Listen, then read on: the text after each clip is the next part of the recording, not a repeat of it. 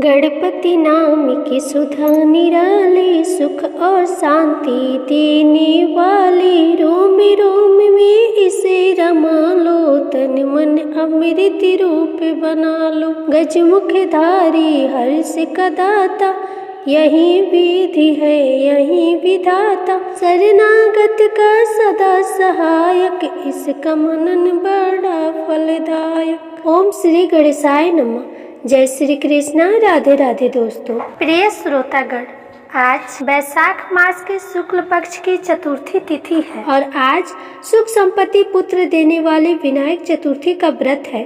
तो सबसे पहले आप सभी भक्तजनों को विनायक चतुर्थी व्रत की हार्दिक शुभकामनाएं। यह व्रत भगवान श्री गणेश का अति प्रिय व्रत होता है और आज के दिन जो भी इस कथा को सुनता है उसे गणेश जी की, भगवान श्री कृष्ण और साथ ही धन की देवी माता लक्ष्मी की उस पर विशेष कृपा होती है। समस्त देवतागण उससे प्रसन्न हो जाते हैं और इस व्रत को करने तथा कथा को सुनने से संतान सुख की भी प्राप्ति होती है। सुनी गोद भर जाती है, संतान पर आने वाले संकट कट जाते हैं और माता लक्ष्मी जी की प्राप्ति होती है।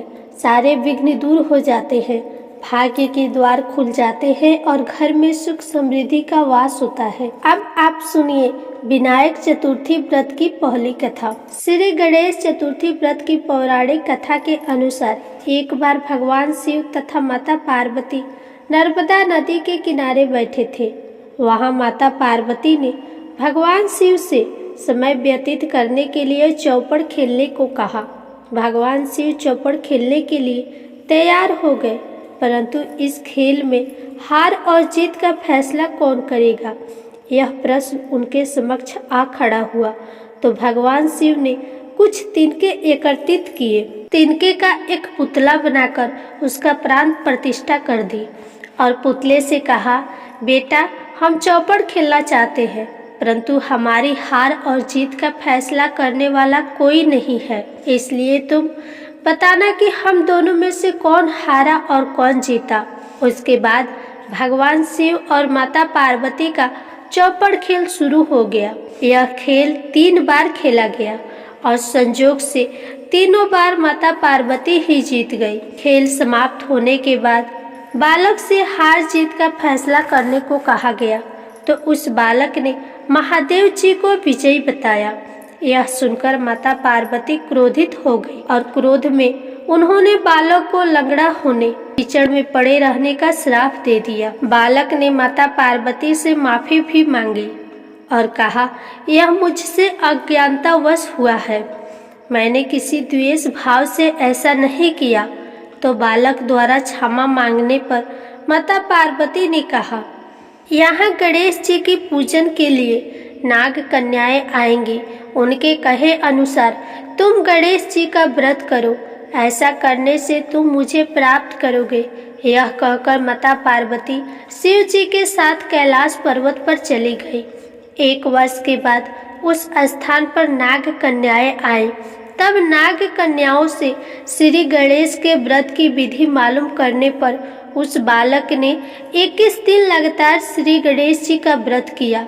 उसकी श्रद्धा से श्री गणेश जी अति प्रसन्न हुए। उन्होंने बालक को मनवांछित फल मांगने के लिए कहा। उस पर उस बालक ने कहा, हे विनायक, मुझ में इतनी शक्ति दीजिए कि मैं अपने पैरों से चलकर अपने माता पिता के साथ कैलाश पर्वत पर पहुंच सकूं और वो यह देखकर बहुत प्रसन्न हो। तब बालक को वरदान देकर श्री गणेश भगवान अंतर्ध्यान हो गए। इसके बाद वह बालक कैलाश पर्वत पर पहुंच गया और कैलाश पर्वत पर पहुंचने की अपनी कथा भगवान शिव को सुनाई। चौपड़ वाले दिन से माता पार्वती शिव जी से विमुख हो गई थी, अतः देवी के रुष्ट होने पर भगवान शिव ने भी बालक के बताए अनुसार 21 दिनों तक श्री गणेश जी का व्रत किया। इस व्रत के प्रभाव से माता पार्वती के मन से भगवान शिव के लिए जो नाराजगी थी वो समाप्त हो गई। तब यह व्रत विधि भगवान शंकर ने माता पार्वती को बताई। इसे सुनकर माता पार्वती के मन में भी अपने पुत्र कार्तिकेय से मिलने की इच्छा जागृत हुई। तब माता पार्वती ने भी 21 दिन तक श्री गणेश जी का व्रत किया और दूर्वा फूल और लड्डुओं से श्री गणेश जी की पूजा अर्चना की। व्रत के 21वें दिन कार्तिकेय स्वयं माता पार्वती जी से मिलने आ गए। उस दिन से श्री गणेश चतुर्थी का यह व्रत समस्त मनोकामनाओं की पूर्ति करने वाला व्रत माना जाता है। इस व्रत को करने से मनुष्य के सारे दुख दूर हो जाते हैं, मनुष्य को समस्त सुख सुविधाएं प्राप्त होती हैं। तो प्रेम से बोलिए श्री गणेश भगवान की जय। अब आप सुनिए विनायक चतुर्थी व्रत की दूसरी कथा। एक दिन भगवान भोलेनाथ स्नान करने के लिए कैलाश पर्वत से भोगवती गए। महादेव के प्रस्थान करने के बाद माता पार्वती ने स्नान करना प्रारंभ किया। घर में स्नान करते हुए अपने महल से एक पुतला बनाकर और उस पुतले में जान डालकर उसको संजीव किया।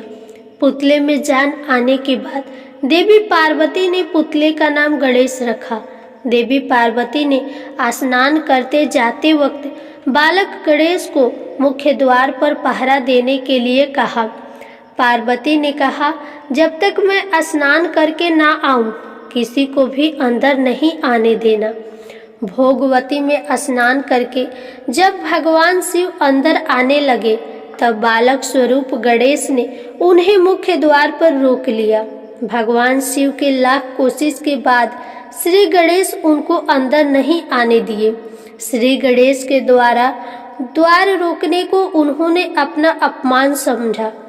बालक गणेश का सिर धड़ से अलग करके वे अंदर चले गए। शिव जी जब घर के अंदर गए तो वह बहुत क्रोधित अवस्था में थे।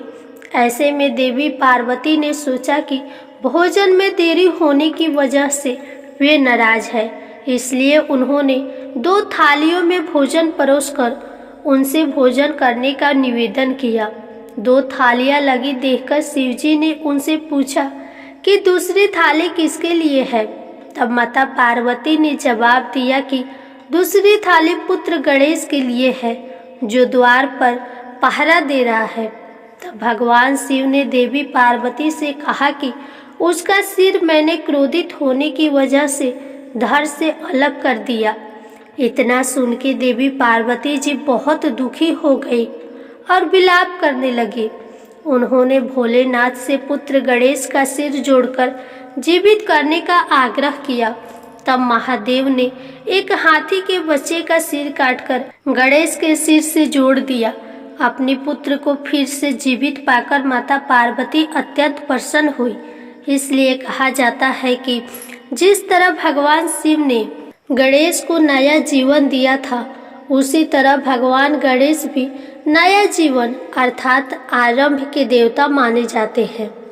प्रेम से बोलिए गणेश भगवान की जय। एक अन्य कथा के अनुसार बहुत समय पहले की बात है। एक नगर में एक निर्धन ब्राह्मणी रहा करती थी। उसके पति की समय से पहले ही मृत्यु हो गई थी। उसका एक 5 साल का पुत्र था। उसकी सास बड़े ही कठोर हृदय वाली थी। उसे तरह तरह से प्रताड़ित करती थी। एक दिन सास ने बहू और पोते को घर से निकाल दिया, क्योंकि उसे ऐसा लगता था कि उसकी बहू अभागिन है। उसी के वजह से उसके पुत्र की मृत्यु हो गई। अब क्या था, दोनों रोते बिलखते चलते चलते एक जंगल में जा पहुँचे। अब चलते चलते उन्हें थकान हो जाती है तो वे एक बड़े से पेड़ के नीचे बैठ गए। वहाँ से थोड़े ही दूरी पर एक गणेश जी का मंदिर था। वहाँ बहुत से लोग गणेश जी के दर्शन करने आते थे। दर्शन करके गणेश जी को प्रसाद चढ़ाते थे। फिर वह प्रसाद लोगों में बांट देते थे। इस प्रसाद से माँ बेटी का गुजारा होने लगा। उन्हें थोड़ा बहुत खाने को मिलता और पेट की आग शांत हो जाती और इस प्रकार दोनों गणेश जी की पूजा पाठ में लगे रहते। एक दिन की बात है, ब्राह्मणी अपने बच्चे के साथ रात्रि में सो रही थी। तभी उसे स्वप्न में भगवान गणेश जी ने दर्शन दिए और कहा कि हे पुत्री, तुम्हारी निर्धनता जल्द ही दूर हो जाएगी। तुम विनायक चतुर्थी का व्रत करो और साथ ही जंगल से ढेर सारी पुष्प लाकर उसकी माला बनाकर उसे मंदिर के पास ही श्रद्धालुओं से बेचो। इस प्रकार तुम्हें आय की प्राप्ति होगी, दिन पर दिन तुम्हारी तरक्की होगी। अब क्या था, जब सुबह हुई तो उस ब्राह्मणी ने ये बात अपने पुत्र को बताई। तो पुत्र ने कहा, माँ, ये तो बहुत अच्छी बात है। जब गणेश बाबा आपको स्वप्न दिए हैं तो हमें अवश्य ही फूल तोड़कर मालाएं बनाकर उन्हें बेचना चाहिए। वे हर रोज जंगल से फूल लाकर उसकी माला बनाकर बेचने लगे। साथ में पुष्प की सामग्री और प्रसाद भी बेचने लगे। इससे उनको आमदनी होने लगी। गणेश जी की अनुकंपा से उनकी आमदनी बढ़ने लगी और उस ब्राह्मणी ने विनायक चतुर्थी का व्रत भी किया। गणेश भगवान की कृपा से जल्द ही उन्होंने एक बड़ा सा मकान बनवा लिया और दुकान भी बनवा ली। इसी प्रकार से कुछ वर्ष बीत जाते हैं और वह ब्राह्मणी का पुत्र बड़ा हो जाता है। युवा अवस्था हो जाती है तो वह विवाह के योग्य हो जाता है। ऐसे ही एक दिन की बात है, एक राजा की लड़की मंदिर में रोज पूजा करने आती थी। ब्राह्मणी के बेटे को देखकर राजकुमारी उस पर मोहित हो गई और उससे विवाह करने की सोचने लगी। उसने अपनी भाभी से सारे मन की बात बता दी तो भाभी भी अनुभवी थी। उसने कहा, ये ब्राह्मणी माली का बेटा है और तुम एक राजा की बेटी हो। यदि तुमने उससे विवाह किया तो हमारी बहुत ही बदनामी होगी। पर राजकुमारी अपनी बात पर अड़ी रही। उसने कहा, मैंने तो प्रतिज्ञा कर ली है कि मैं उसी से विवाह करूंगी। फिर भाभी ने घर जाकर सारी बात राजा को बता दी तो राजा ने मना नहीं किया, क्योंकि राजा तो स्वयं भगवान श्री गणेश का भक्त था और विवाह के लिए तैयार हो गया। उन्होंने बड़ी धूमधाम से बेटी का विवाह माली अर्थात ब्राह्मणी के पुत्र के साथ कर दिया। ब्राह्मणी ने सबसे पहले बेटे बहू को गणेश जी के मंदिर में ले जाकर पाठ करवाया और गणेश जी का आशीर्वाद दिलवाया। इसके बाद पूरे नगर में यह बात फैल गई कि गणेश जी की पूजा करने से दुख और कष्ट दूर हो जाते हैं। इस बात को सुनते ही नगर के सभी लोग मंदिर आने जाने लगे। ब्राह्मणी और उसके बेटे की बिक्री और अधिक बढ़ गई। अब देखिए भगवान श्री गणेश की महिमा। उधर उसकी सास के बुरे दिन आ गए। अन्नदाता उससे रुष्ट हो गए और वह भूखी मरने लगी। एक दिन वह रोते धोते उसी गणेश जी के मंदिर में जा पहुंची और वहां मालिनी के बेटे से बोली कि बेटा, मैं बहुत दिनों से भूखी हूँ, मुझे रोटी कपड़ा दे देना, इसके बदले मैं तुम्हारा सारा काम कर दूंगी। तो लड़के को दया आ गई और उसे काम पर रख लिया। उसने अपनी दादी को नहीं पहचाना। जब ब्राह्मणी घर आई तो उसने अपनी सास को तुरंत ही पहचान लिया। वह अपनी सास से बोली, सासू माँ, आप यहाँ कैसे? तो सास ने पोते की तरफ इशारा करते हुए कहा, मेरी इस सेठ के यहाँ नौकरी लग गई है। तो बहू बोली, यह आपका पोता है माँ जी, और यह घर भी आपका है और यह दुकान भी आपकी है। जब आपने हमें घर से निकाला तब गणेश जी ने हमारी रक्षा की थी। बहू की बात सुनकर सास बोली, मेरी करनी मैंने भोग ली बेटा। तो बहू बोली, सासू जी, अब आप हमारे यहाँ रहो और पोते का सुख देखो। हे श्री गणेश जी महाराज, जैसे सुख आपने ब्राह्मणी को दिया वैसा ही सुख सभी को देना। इस विनायक चतुर्थी व्रत की कथा कहने वाले, कथा सुनने वाले तथा हुनकारा भरने वाले सभी को देना। प्रेम से बोलिए श्री गणेश भगवान की जय। विनायक चतुर्थी की एक अन्य पौराणिक कथा के अनुसार एक साहूकार था। उसके घर रोज एक ब्राह्मणी रोटी लेने के लिए घर आती थी। घर के अंदर घुसते ही पोल के ऊपर गजानन जी का मंदिर था।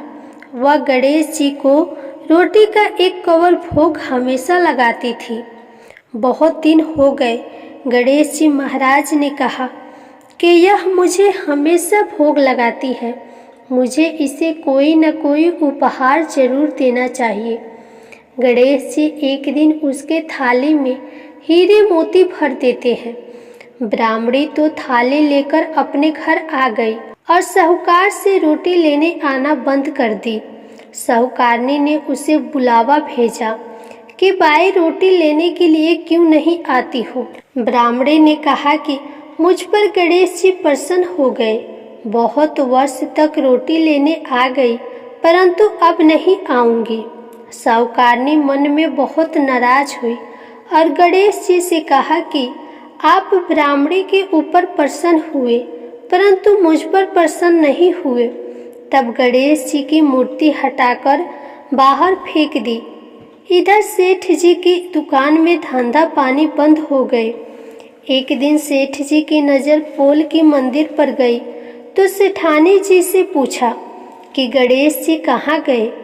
तो साहूकारनी ने कहा कि ऐसे गणेश जी का क्या करे जो ब्राह्मणी पर तो प्रसन्न हो गए, लेकिन हमारे ऊपर प्रसन्न नहीं हुए। इस कारण मैंने गणेश जी को हटाकर फेंक दिया।